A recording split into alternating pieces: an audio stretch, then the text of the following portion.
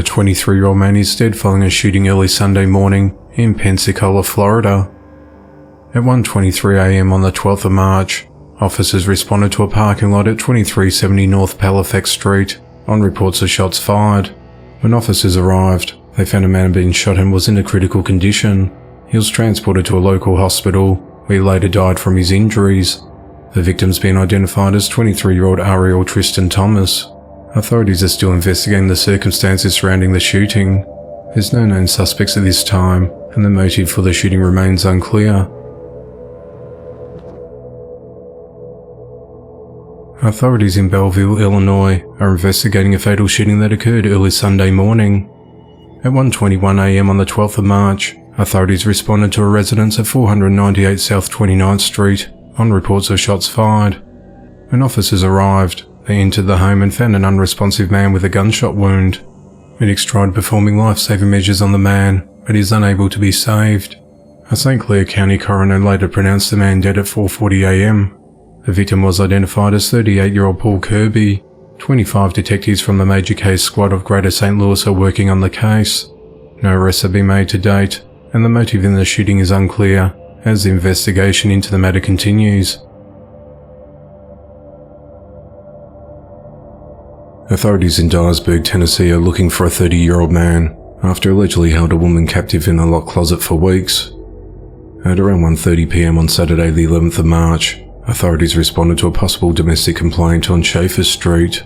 Officers were informed that a man working in the area was approached by a female who reported that she had been kidnapped weeks earlier and had just escaped. Officers arrived to find the victim hiding under a new construction home in the area. The 40-year-old victim had facial cuts and was reportedly very thin, weighing under 100 pounds. The victim said that for about 2 months, she was forced to stay in a closet that was locked by some type of locking device with a cable, and was only allowed out of the closet for an hour a day. The victim was provided with very limited food and no bathroom facilities. Officers and detectives were able to locate the vacant home on Ayers Street, where the victim was being held.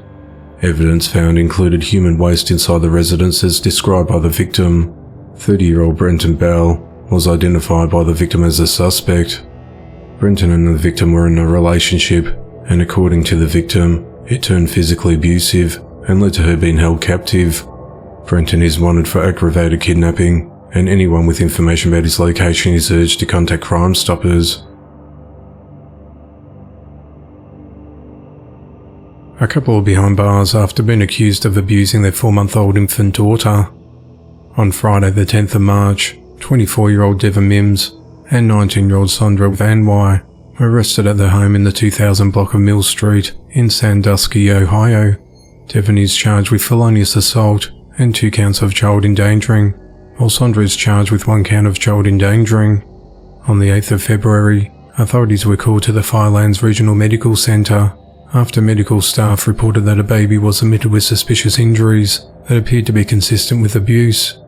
The child had 4 cracked ribs, a broken arm, a broken leg, 2 brain bleeds with blood clots due to damaged blood vessels between the skull and brain. The girl has trouble seeing, eating, and suffers from seizures. Due to her injuries, the baby was transported to the Cleveland Hospital that specializes in pediatrics. Devon told an investigator that he did not know how the child got rib fractures, but admitted he was rough when tickling her. Both parents said they were unaware of their child having any falls.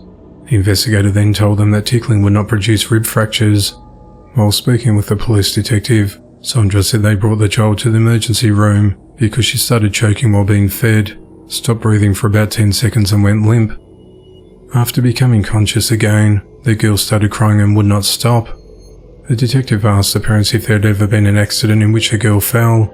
Devon reportedly admitted to accidentally dropping her while she was in the bouncer, which turned out to be a baby rocker. The girl's parents told detectives that one of them was with the child at all times, and that the girl does not go to a babysitter. A Cleveland Hospital's admitting doctor noted that the injuries constituted non-accidental trauma. "This is one of the worst cases of child abuse I've seen," Sandusky Police Chief Jared Oliver said. "It was pure torture for that little baby for months," said Sandusky Police Detective Carissa Cruz, who investigated the case. The girl is now in custody of the Erie County Children's Services.